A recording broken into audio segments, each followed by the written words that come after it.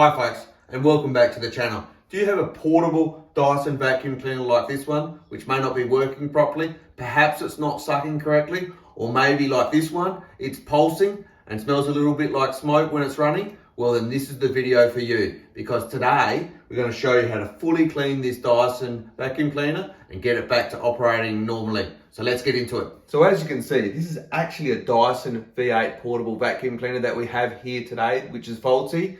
However, this procedure is fairly generic, so you can be comfortable in using the basic procedure across all Dyson portable vacuum cleaners. Now we're going to start with the actual head of the unit, and I will add that it doesn't matter if you've got the animal, the fluffy, or the absolute model. It's all the same because they're really just different accessories that come with the basic unit. So the first thing that you want to do is to actually empty the bin inside the Dyson vac. Now I've actually done this already outside in the outside waste bin, so as not to make a huge mess inside the house, but it's really easy to do. We simply pull this red lever on the top, give it a firm pull, and as you can see, the bin opens on the bottom. You can see a little bit of mess has come out. Now the next thing we want to do is to actually remove the suction unit at the top. So you simply bring it around like that and press this little red button. It's a little bit fiddly, but not that hard, and then that unit will just simply pull right out like that. So I'll just put that to one side. So the next thing that we want to do is remove the entire bin from the unit. So we simply come around and press that red lever there, and then we can just pull the entire bin off and put that to one side, because now that we've got the entire bin off, we can give that a decent clean. So with the bin off, we can give it a decent clean with warm water. The main thing to note here is just don't get any water on those electrical contacts down there. So we'll give it a wash from down here. So just a little bit of warm water, and we'll just give it a rinse out. And then we can grab our microfiber cloth and then just give it a good wipe out on the inside like we're doing here. Now ideally, we'll give it a good 24 hours to dry before we put the unit completely back together. Give it a wipe out underneath. As you can see, we didn't get any water in those electrical contacts, and we're just removing the last few little bits of dust around the place. So the next thing to clean is the filter from the head of the actual unit. So you simply pull it out like that. It comes out really easily. And what we're going to do is we're going to wash this with warm water once again. And as we're washing it, we will just squeeze it and give it a twist. Now you can only do this, say, 3 or 4 times. After that, you really need to replace the filter. But you don't really need an expensive Dyson filter. You can actually just buy a cheaper aftermarket one. I'll put a link in the video as to where you can get that from. So you can see I'm just wringing that out like that, giving it a good clean, and then with that done like that, give it a final bit of a squeeze out. Now you can't put this back in wet at all. So as per the bucket, we're going to sit that up here and we'll leave that overnight before we reassemble the unit.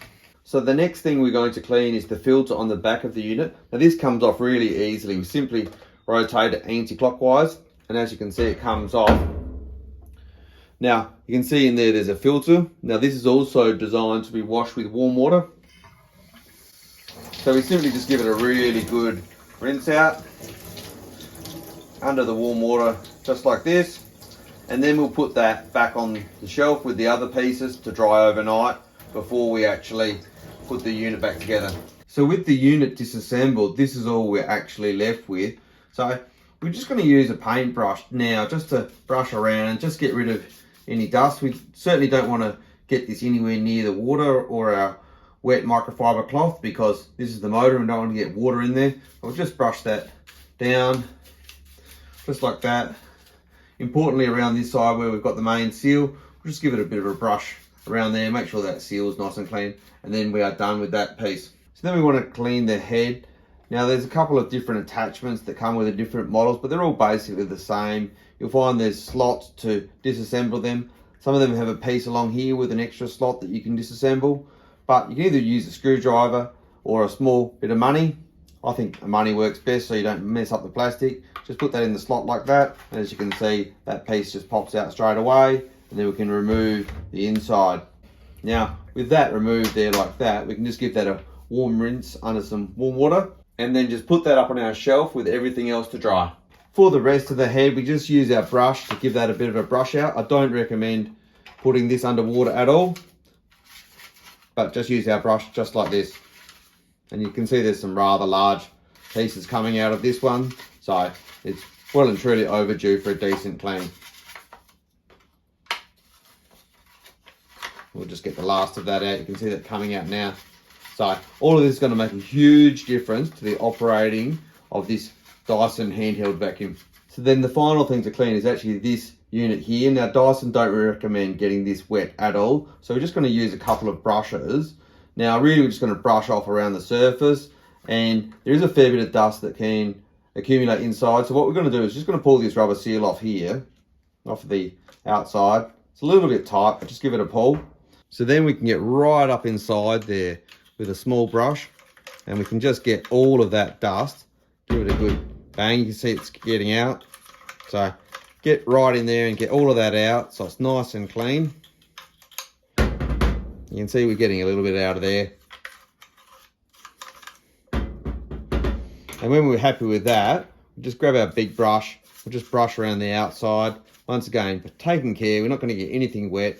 Just brush off the seals, make sure they're nice and clean. Give it a bit of a brush around there.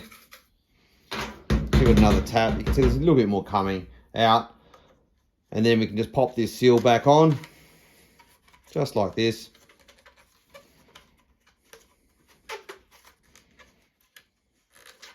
A little bit fiddly, but just push it up until it's all the way on, like that. And then once everything's dry, we'll be ready for assembly. So once everything is nice and dry, it's time to reassemble. I've left all of this overnight and they're all really nice and dry. So let's start with the accessory. So we literally just get the head and we just grab our coin, literally put some firm pressure and just turn it till it clicks in, and then turn it again. As you can see there, that has slotted in nicely. It's all flush, nice and clean. Put that to one side. So then it's time to reassemble the head unit. And we're going to start by putting the bin back onto the head unit. Now you can see the electrical connectors there. So we really just want to locate the bin up in there like that. And then we'll just click it up. And then we're going to grab the head unit. And you can see there's the guides there where that's going to slide down. So we'll grab the head unit and insert those guides in there. And you can see that's just going to slide on down. Press that button so it slides in. There we go. And we should be able to close the bin straight away. It's then a matter of putting the filter on the back. And as we can see, we can make sure we have the Dyson name up the right way. And then finally, we put that top filter, just press it in like that, and we are good to go. So the final thing to do is to give it a bit of a test vacuum. So there you go, folks. This Dyson portable vacuum cleaner, where the motor was previously pulsing and you could smell a little bit of burning coming from it, is now completely fixed. As you saw, it vacuumed along this corridor perfectly well just then.